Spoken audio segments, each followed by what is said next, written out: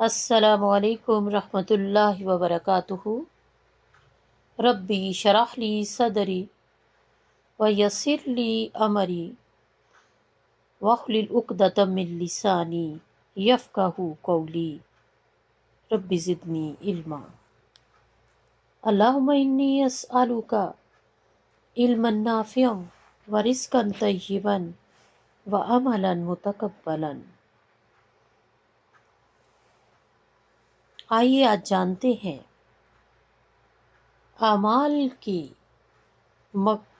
کی جو مقبولیت ہے اس کی نشانی کیا ہے، یعنی اللہ کے ہاں آپ کے اعمال قبول ہونے کی نشانی کیا ہے۔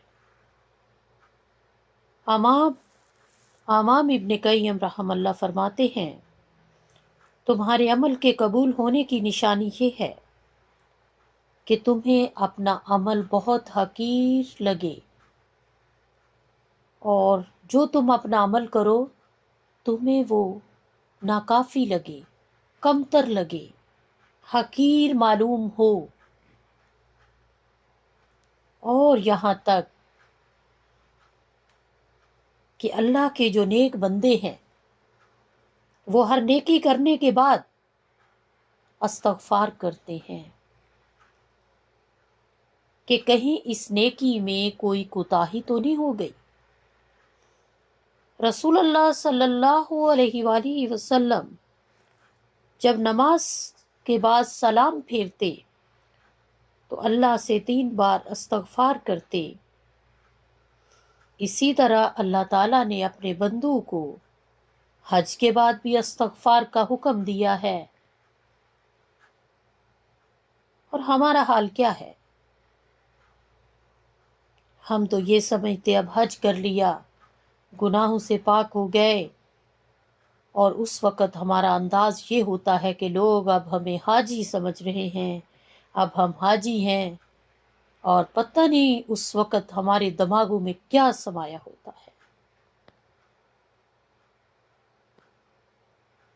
اور اسی طرح قیام اللیل کے بعد استغفار کرنے والوں کی بھی اللہ تعالیٰ نے تعریف کی ہے، جو تہجد کی نماز کے بعد، قیام اللیل کے بعد راتوں کا قیام کرتے ہیں وہ بھی استغفار کرتے ہیں۔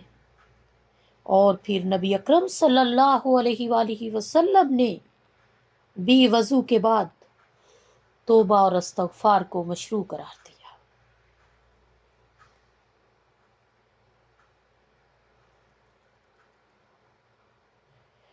الغرض یہ کہ جس شخص کو بھی اپنے رب کے حق کا اندازہ ہو جائے اور وہ اس کے مقابلے میں اپنے اعمال کو جب دیکھتا، اپنے عملوں کو دیکھتا ہے،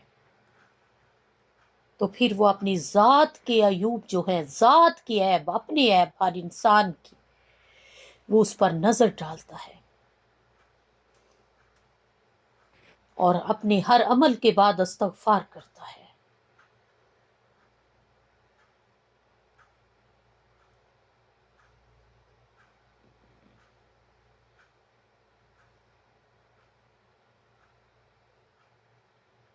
اور ہمیشہ اپنے رب سے ڈرنا چاہیے۔ ہم کسی حال میں بھی اپنے رب کا حق ادا نہیں کر سکتے۔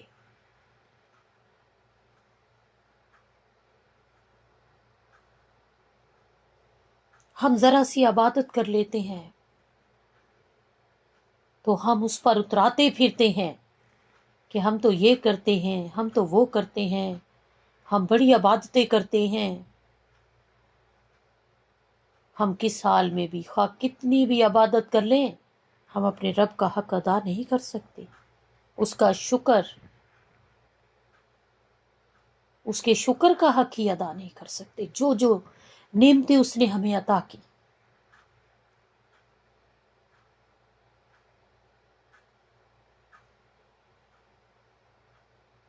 اور پھر سورہ حج کی آیت نمبر 74 میں بھی فرمایا گیا کہ ان لوگوں نے اللہ کی قدر ہی نہ پہچانی جیسا کہ اس کے پہچاننے کا حق ہے۔ حالانکہ یہ پتہ ہے سب کو کہ قوت اور عزت والا تو اللہ ہی ہے۔ اور پھر سورہ زمر کی آیت نمبر 67 میں فرمایا گیا کہ ان لوگوں نے اللہ کی قدر ہی نہ کی جیسا کہ اس کی قدر کرنے کا حق ہے۔ اس کی قدرت کاملہ کا حال تو یہ ہے کہ قیامت کے روز پوری زمین اس کی مٹھی میں ہوگی اور آسمان اس کے دستے راست میں لپٹے ہوئے ہوں گے۔ پاک اور بالا تر ہے وہ ہر شرک سے جو یہ لوگ کرتے ہیں۔ اس رب کی حقیقی عبادت کا حق ادا کرو، اس معبود حقیقی کا قدر کرنا اس کی جانو، اسے ڈرو، اپنے عیبوں کو تلاش کرو، اپنے اندر کے عیب ٹٹولو اور استغفار کی کثرت کرو، استغفار کی کثرت کرو۔ انبیاء گناہوں سے پاک لیکن وہ بھی ہر نماز کے بعد استغفار کرتے، وضو کے بعد استغفار کرتے، صبح اور شام استغفار کرتے۔ لیکن ہمارا کیا حال ہے؟ ہم تو کبھی حاجی بننے پر اتراتے ہیں، کبھی اللہ کی راہ میں کبھی تھوڑا بہت کچھ خرچ کر دیا، اس پر اتراتے پھرتے ہیں، حالانکہ اسی رب کا دیا ہوا ہے۔ ہماری کیا اوقات ہے؟ خدا را اس رب سے ڈرو، اس رب سے ڈرو اور اپنے عیبوں پر نظر ڈالو۔ اپنے عیبوں پر نظر ڈالو تو کبھی بندے کو کسی دوسرے میں کوئی عیب نظر آتا ہی نہیں، اسے اپنے عیب ہی بڑے لگتے ہیں۔ لیکن کیا کیا جائے؟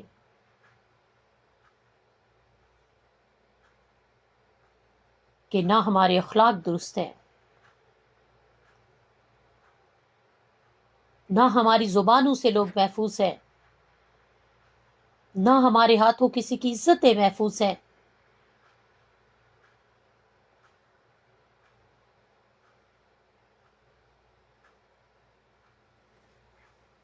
اپنے رب کا ڈر رکھیے، اپنے رب کا ڈر رکھیے، خوف رکھیے، اس رب سے ڈریے، اس کو ہم سب جواب دہ ہیں۔